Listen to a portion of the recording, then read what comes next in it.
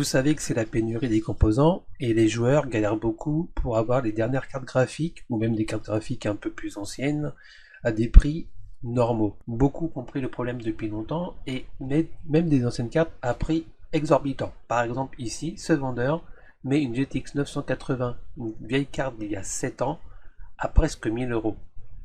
Donc bien sûr c'est pas Amazon qui l'envoie, même si c'est sur le site Amazon que c'est en vente. On voit qu'au niveau des prix, qu'en 2016, donc c'est une carte qui date de 2015-2016, enfin de plutôt la GTX 980, c'est plutôt 2014-2015.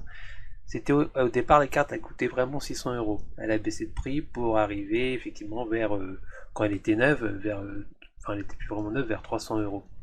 On peut la trouver normalement sur eBay, ou on pouvait la trouver sur eBay ou d'autres sites à environ 200 euros. Si vous arrivez à l'avoir à 150 euros, 150 euros, ça vaut le coup, mais sinon au-dessus, c'est de l'arnaque. Et donc là, depuis quelques temps, depuis le mois de janvier, le mec il l'a mis à 1000 boules la carte.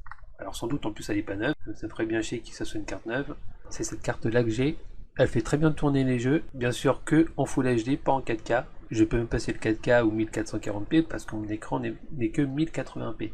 En 1080p et en niveau graphisme maximum, en ultra des fois ça pose souci parce qu'il n'y a pas assez de RAM au niveau de la carte graphique, il n'y en a que 4 Go. Mais des fois entre max et ultra il n'y a quasiment pas de différence.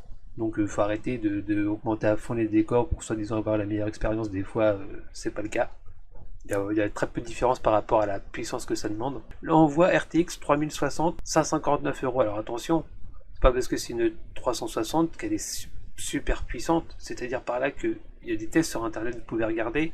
Entre la GTX 980 et la 3060, il y a quoi? Il y a peut-être 30% en plus de FPS, d'images par seconde. Donc Nvidia ils continuent leur politique de faire plein de déclinaisons de leur offre de base, et avec le mot RTX, tout de suite les gens se disent c'est une carte qui va déchirer. Bien sûr là il y a plus de mémoire vive.